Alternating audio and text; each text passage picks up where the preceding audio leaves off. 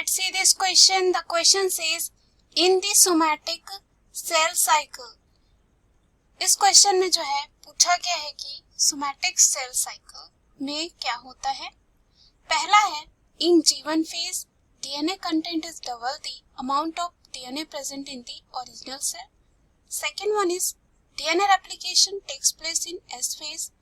Third is a short interphase is followed by a long mitotic phase. Third is G2 phase follows mitotic phase. तो इस question में जो है हमें चार ऑप्शन दे रखे हैं और हमें ये बताना है कि सोमैटिक सेल साइकिल के लिए कौन सा जो है स्टेटमेंट सही दे रखा है। तो आइए इस क्वेश्चन का जो है आंसर देखते हैं। सबसे पहले हम जो है बात करेंगे की कॉन्सेप्ट की। तो इस क्वेश्चन में जो है कि कॉन्सेप्ट जो है हमारा हो जाएगा सोमैटिक सेल। तो अगर हम बात करें सोमैटिक सेल क्या है, तो सोमैटिक सेल जो है उस तरह की सेल होती है जो एक बॉडी को बनाते हैं या कह सकते हैं होल ऑर्गेनिज्म को बनाते हैं। होल ऑर्गेनिज्म को जो है बनाते हैं एक्सेप्ट जो जर्म सेल होते हैं जैसे कि गैमेट, मेल गैमेट और फीमेल गैमेट यानी कि स्पर्म एंड एग को छोड़कर जो है यहाँ पे हम सारे सेल को सोमैटिक सेल कहते हैं। और यहाँ पे जो है कह सकते हैं ये पूरे बॉडी और ऑर्गेनिज्म को क्या करते हैं, बनाते हैं, फॉर्म करते हैं। अब हम अगर बात करें सेल साइकिल की, तो सेल साइकिल जो होता है वो इसलिए होता है ताकि जो पेरेंट सेल होता है वो डिवाइड करके जो है डॉटर सेल बना सके। उसके बाद अगर हम बात करें सेल साइकिल जो है बेसिकली टू फेजेस में होते हैं। पहला जो होता है वो होता है इंटरफेज, पहला जो होता है वो होता है इंटरफेज और दूसरा जो होता है माइटोटिक फेज यानी कि कह सकते हैं एम फेज या माइटोसिस फेज। तो यहाँ पे अगर हम बात करते हैं सबसे पहले इंटरफेज में, तो इंटरफेज अगेन जो है यहाँ पे 3 स्टेजेस पाई जाती है और 3 बोल सकते हैं फेजेस होती है यहाँ पे भी। G1 यानी कि गैप 1, S यानी कि सिंथेसिस फेज और G2 यानी कि गैप 2 फेज। उसके बाद अगेन यहाँ पे जो है एम फेज को 4 जो है फेजेस में बांटा जाता है। पहला जो होता है प्रोफेज, दूसरा जो होता है यहाँ पे मेटाफेज, दूसरा क्या होता है मेटाफेज होता है।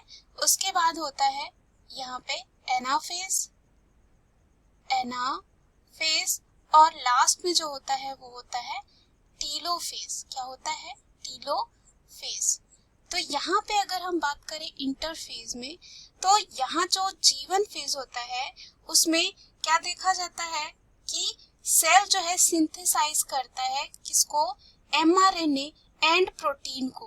किसे जो है सिंथेसाइज करता है, अगर हम यहाँ पे इसकी बात करें तो यहाँ पे जो है mRNA बनता है। सेल किसको बनाता है, mRNA को, साथ ही साथ प्रोटीन को भी जो है फॉर्म करता है, प्रोटीन को जो है फॉर्म करता है। उसके बाद यहाँ पे जो है क्या किया जाता है, प्रोटीन्स जो है प्रिपरेशन करते हैं ताकि सब्सिक्वेंट जो है स्टेप हो सके, ताकि जो है माइटोसिस आ सके।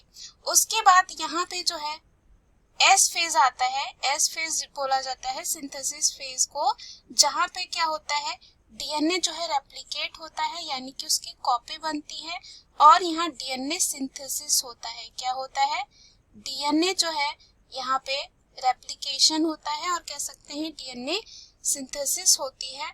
उसके बाद यहाँ पे जो है ये एस फेज जो होता है G1 और G2 के बीच में होता है और यहाँ पे उसके बाद जो है डीएनए जो है फुल्ली यहाँ पे रेप्लिकेटेड हो जाता है और यहाँ पे अमाउंट जो है क्या हो जाता है, डबल हो जाता है। G1 में वही डीएनए अमाउंट का बोल सकते हैं आधा होता है, तो S में जो है वहाँ पे दुगना हो जाता है और उसी तरह G2 में जो है यह पूरी तरीके से हो जाता है डीएनए सिंथेसिस। यहाँ पे भी जो हम बोल सकते हैं डीएनए का जो अमाउंट होता है डबल ही होता है। तो चलिए हम ऑप्शन में चलते हैं। पहला जो ऑप्शन दे रखा है यहाँ पे G1 phase DNA content is double the amount of DNA present in the original cell। यह स्टेटमेंट गलत है क्योंकि जो DNA कंटेंट जो डबल होता है वो एस फेज में होता है, यानी कि यहाँ पे डीएनए रेप्लिकेशन होती है। तो ये जो स्टेटमेंट दे रखी है यहाँ पे क्या हो जाता है, गलत। सेकेंड है DNA replication takes place in S phase, तो ये क्या हो जाता है, हमारे क्वेश्चन का सही आंसर हो जाता है, क्योंकि डीएनए रेप्लिकेशन कौन से फेज में होती है, एस फेज यानी कि सिंथेसिस फेज में। थर्ड है ए short interphase is followed by a long mitotic phase. यहाँ पे जो है अगर हम बात करें, इंटरफेज जो होती है वो शॉर्ट नहीं होती है। इंटरफेज जो होता है वो कह सकते हैं 18 से जो है 20 घंटे तक होती है। और वही अगर हम बात करें माइटोसिस की, तो ये जो है ओनली ये अपना कंप्लीट करने के लिए सेल साइकिल में और सेल डिवीजन में 2 घंटे ही लगाती है। तो यहाँ पे ये स्टेटमेंट क्या हो जाता है, गलत, क्योंकि यहाँ पे शॉर्ट नहीं होना चाहिए था, यहाँ लॉन्ग होना चाहिए था। लास्ट है G2 phase follows mitotic phase, यहाँ पे अगेन गलत है, क्योंकि यहाँ पे G2 जो है फॉलो नहीं करता है माइटोटिक फेज को।